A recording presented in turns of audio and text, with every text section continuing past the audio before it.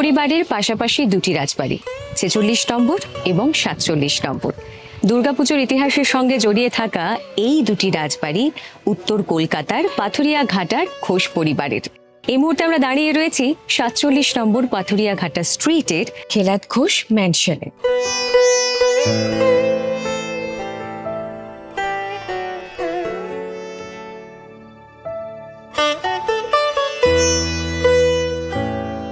আচ্ছা, এই দুটো রাজবাড়ি অর্থাৎ ৪৬ নম্বর এবং ৪৭ নম্বর, এই দুটো রাজবাড়ি তো নিশ্চয়ই একজন নির্মাণ করেননি? না না, ৪৬ নম্বরটা বানিয়েছিলেন রামলোচন ঘোষ, যিনি ছিলেন খেলাদ ঘোষের ঠাকুরদা।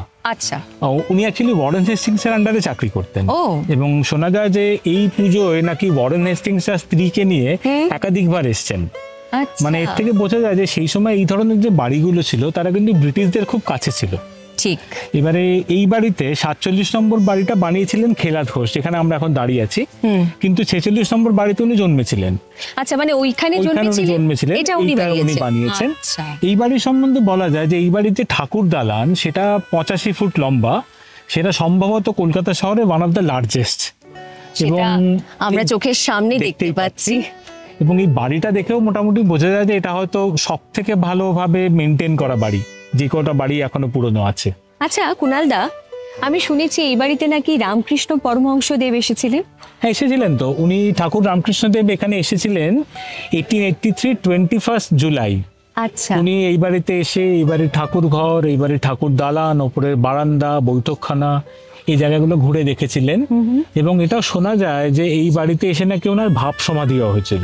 আচ্ছা, আরো একটা কথা শুনেছিলাম, সে কথাটা হলো এই বাড়িতে নাকি কোথাও একটা নাচ ঘর আছে। আছে তো, এই বাড়ির দোতলায় নাচ ঘর আছে। এই হলো সেই নাচ ঘর। আচ্ছা আচ্ছা কুণাল দা, সেই সময় দুর্গাপুজোর দিনগুলোতে তো নিশ্চয়ই এখানে সাংস্কৃতিক অনুষ্ঠান হতো। আসলে দুর্গাপুজোর সময় হতো কিনা জানি না, হয়তো হতো। তবে একটা কথা বলা যেতে পারে যে এই ঘোষবাড়ি কলকাতা শহরে সেই সময়কার সাংস্কৃতিক যে পরিমণ্ডল, তাতে কিন্তু এই ঘোষবাড়ি একটা মস্ত বড় অবদান ছিল। আচ্ছা। আর একটা মজার কথা বলি, সেটা হচ্ছে যে শোনা গেছে যে এই নাচঘরে কোনো একটা সময় এরকম একটা মস্ত বড় সন্দেশ তৈরি করা হতো, এবং সেই সন্দেশের ওপরে দাঁড়িয়ে যারা নর্তকী ছিলেন তাদেরকে নাচতে বলা হতো। এবং সন্দেশের উপরে নাচ, এবং মজার ব্যাপারটা হচ্ছে টাস্কটা ছিল এরকম যে তিনি নাচবেন কিন্তু সন্দেশটা ভাঙবে না। হ্যাঁ, ইভেনচুয়ালি যেটা হতো সন্দেশটা হয়তো চ্যাপ্টা হয়ে যেত, হ্যাঁ স্বাভাবিক, কিন্তু সন্দেশটা ভাঙতো না। আচ্ছা, সেটা এই নাচঘরের একটা স্পেশালিটি।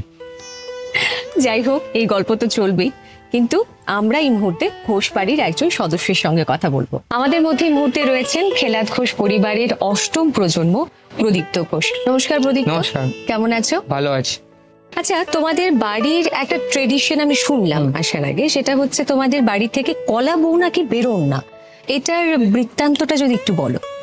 আগেকার দিনে যেহেতু আমাদের বাড়িতে আমাদের মানে মহিলারা গঙ্গায় স্নান করতে যেতেন না, তাই জন্য কলা বউকেও আমাদের বাড়িতে স্নান করানো হয়। আচ্ছা, এই জন্য কলা বউ বাড়িতে বেরোন না। আচ্ছা আচ্ছা। আরো একটা রীতি আছে যেটা আমি শুনেছিলাম, তোমাদের এখানে বলি হয় না বোধহয়, সবজি বলির কোন একটা প্রথা রয়েছে।